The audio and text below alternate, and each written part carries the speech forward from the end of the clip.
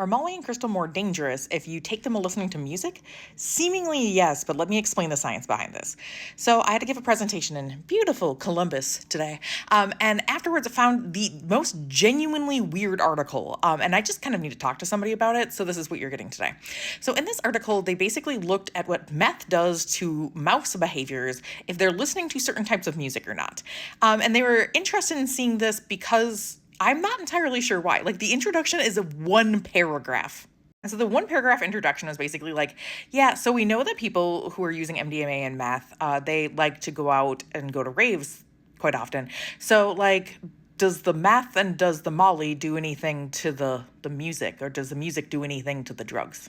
And they're also like, yeah, there was one paper that suggested it might, done in 1947, where they just banged a metal pot behind mice, seemingly. I'm not entirely sure. I can't find this study. It doesn't seem to exist anywhere.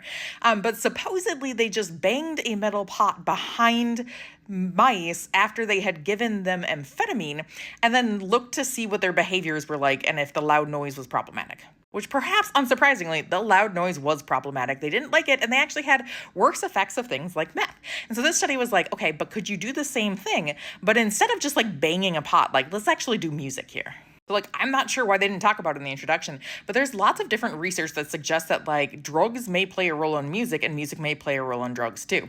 So, for example, in one study, they actually looked at the effects of, like, music, specifically things like classical music, on whether dogs could have less of an anesthesia dose, like if they would go under better if they were being played music. And they found some really interesting results there.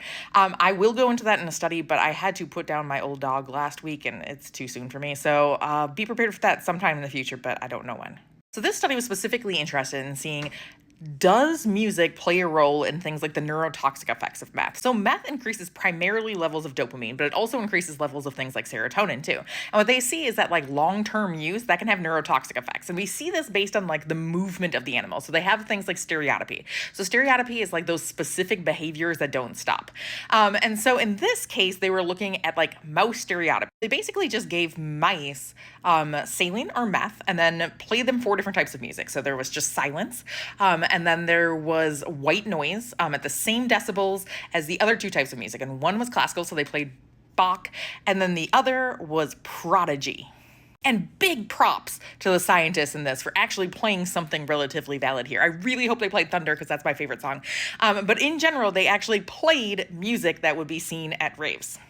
And this led to one of my favorite statements in an article ever, which was the prodigy treated mice. Prodigy treated mice. Like, I feel like that needs to be framed somewhere.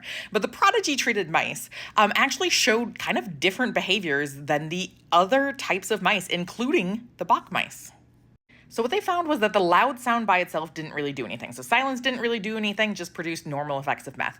Loud sound, same decibels as music, didn't really do much of anything. But the music, both types, did things. So what they found is that if they played Bach and if they played Prodigy, it actually increased stereotypies. And the stereotypies that they saw, so the weird behaviors, the repetitive behaviors that they saw, were specifically going in circles and walking backwards. And so they're like, the white noise mice never walked backwards. The Bach mice did walk backwards, but the prodigy mice walked super backwards. Like, they walked backwards a lot, and they were circling in very tight circles. So there's something going on with the prodigy mice. And they also found that in the music group, so both Bach and Prodigy, they found that the mice had more seizures. So it seems like music specifically, not noise at the same decibels, but music specifically might actually change the likelihood that meth has a neurotoxic effect. So there's something going on here, and it seems like, based on the further research that they did looking at, like, neurotransmitters in the brain, it seems like it is linked to both the dopamine and serotonin systems. And then a final sentence in this article, they said that they would be kind of really interested in future studies on ecstasy and loud music, and if it would do the same thing. So they're like, please do this. And then another group of scientists kind of took them up on their offer and then did that study with Molly, but they didn't seem to have as much fun with it. They just did it with, like, random noises instead of with songs. And what they found was that, yeah, Molly actually seemed to produce more of an effect, like it was more neurotoxic for longer periods of time if there was music kind of playing at the same time that they initially took it. So the effects lasted for 5 days when there were sounds associated with it, but only 1 day in, like, the silence condition. And then someone went even further with their dissertation and looked at the effects of music, in this case, not Prodigy, but just a standard euphoric house mix. Like, they could have done Prodigy. Come on, guys. Like there was even precedent in the scientific literature there for that.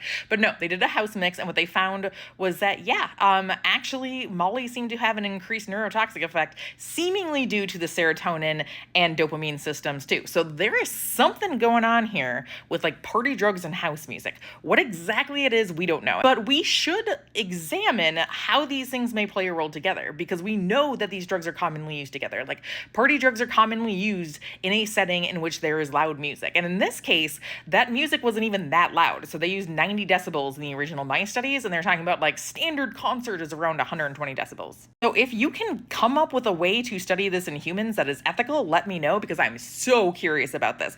But yes, something is going on with house music and drugs, and it doesn't seem like something good.